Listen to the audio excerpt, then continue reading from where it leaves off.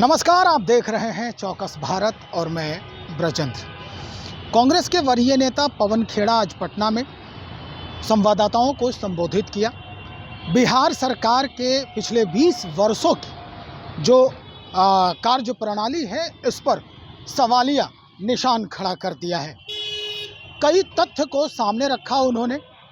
यहाँ तक कह दिया कि जिस तरह से बच्चे अपने विद्यालय से जब परीक्षा में फेल हो जाते हैं तो रिपोर्ट कार्ड अपने माता पिता को दर्शाने में हिचकिचाते हैं और बहानेबाजी करते हैं, नीतीश कुमार इसी तरह राज्य की जनता से बहाने बना रहे हैं।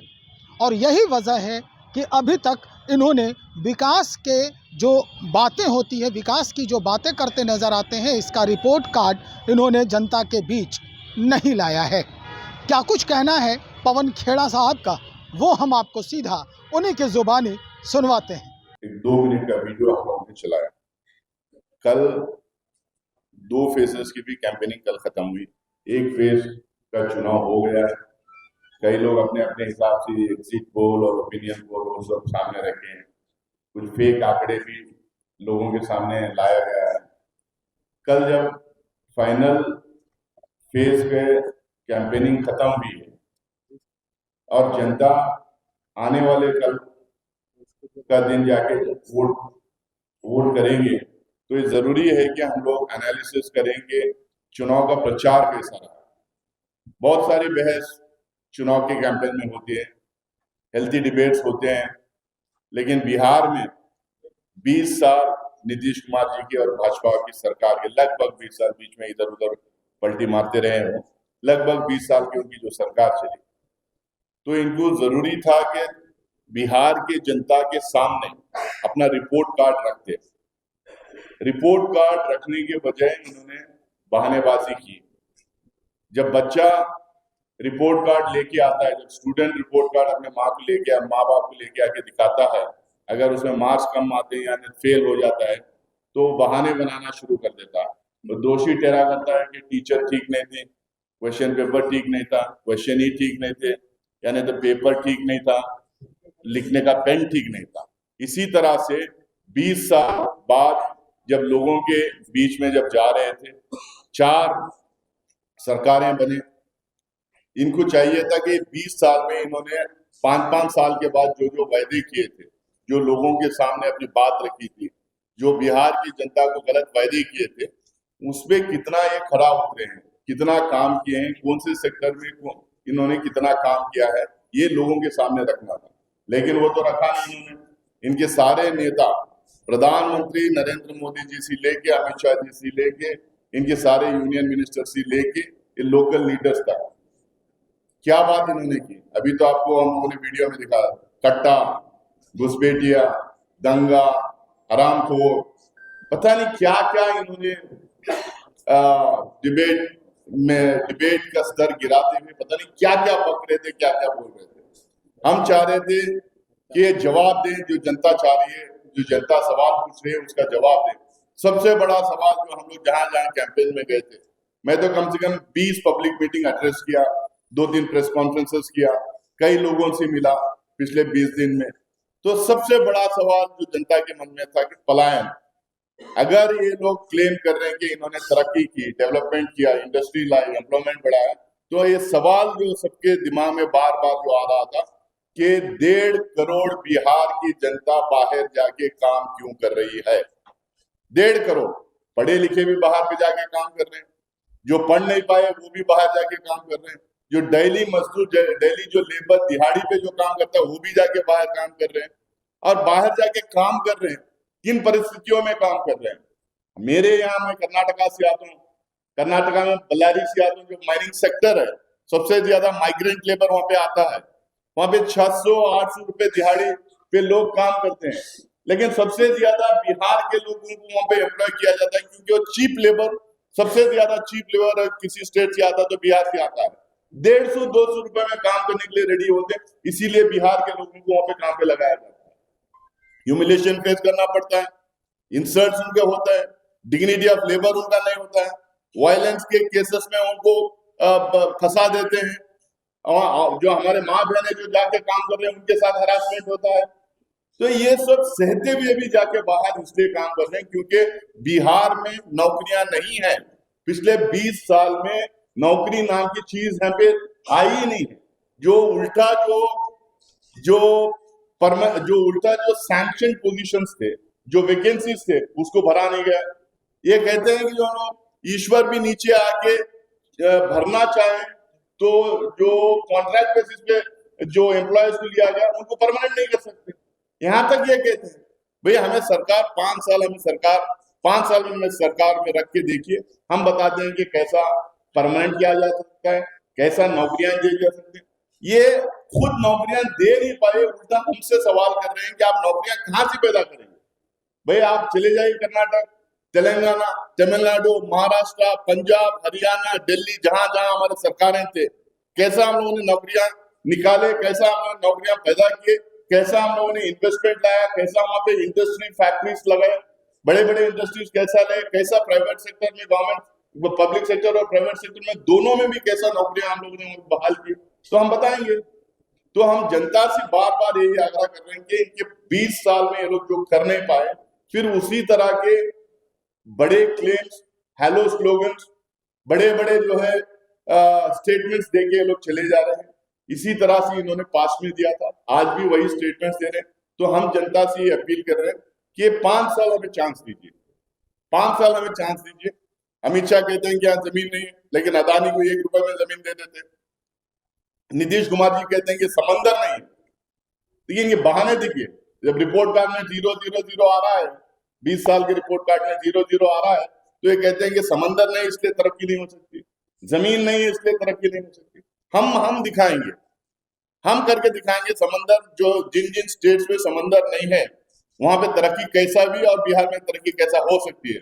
और जहां जहां जमीन नहीं होती, इतनी फर्टाइल जमीन शायद ही किसी प्रांत में, हमारे देश के किसी प्रांत में ऐसी जमीन होगी।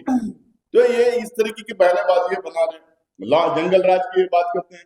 आज एनसीआरसीबी का डेटा कहता है कि नंबर 2 इन वायलेंस, टॉप में किसने की बिहार, नंबर 2 वायलेंस भी।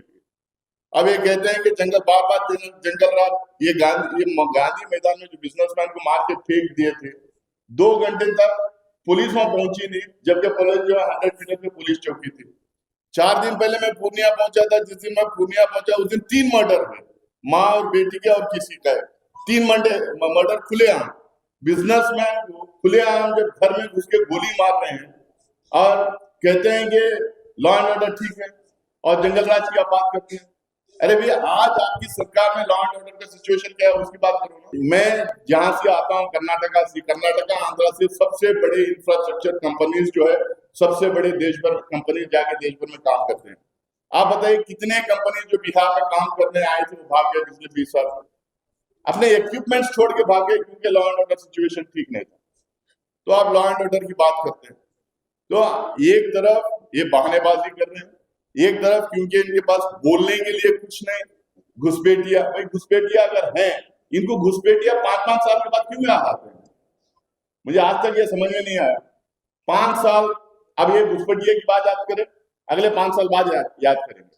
सरकार 11 साल से इनकी है केंद्र में, 20 साल से सरकार इनकी यहाँ पर है। कौन आपको मना किया था? किसी ने जाके बोला घुसपैठिया को मत निकालिए? सबसे बड़े घुसपैठिए यहाँ पे अगर कोई है, 2 लोग जो घुसपैठिए जो सरकार में बैठे हैं, वो आके हमको घुसपैठ करना चाह रहे हैं। और 2 लोग जो गुजरात से आते हैं, जिनको सिर्फ हिंदुस्तान के हर प्रांत में नहीं, हिंदुस्तान के बाहर भी ले जाके बिजनेस दिलाते हैं, ये 4 लोग घुसपैठिया है।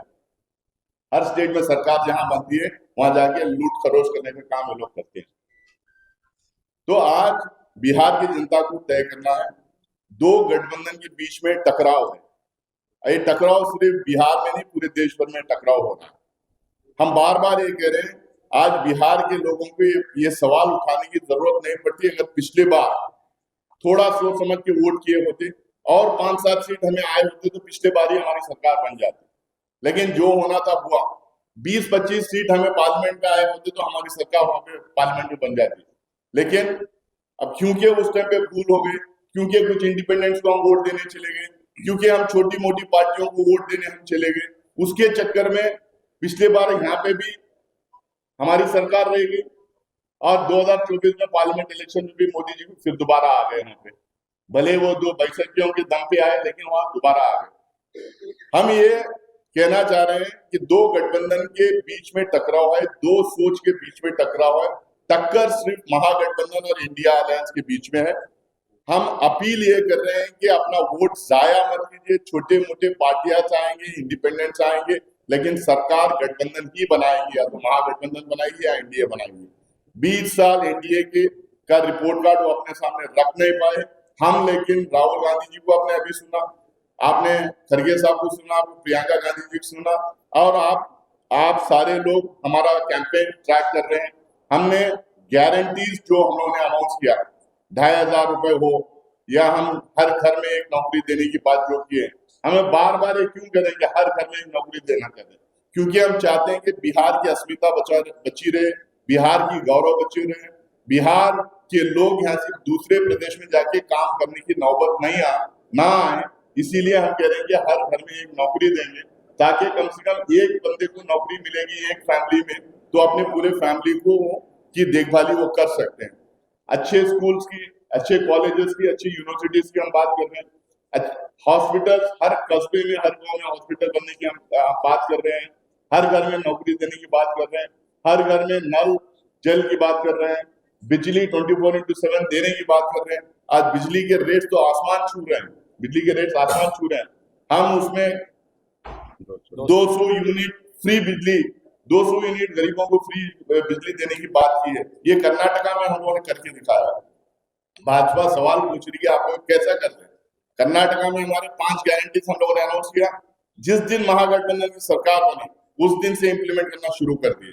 तेलंगाना में 6 हम लोगों ने अनाउंस किया। अंजन यादव जी यहाँ बैठे एक एमपी, 6 गारंटीज अनाउंस किए।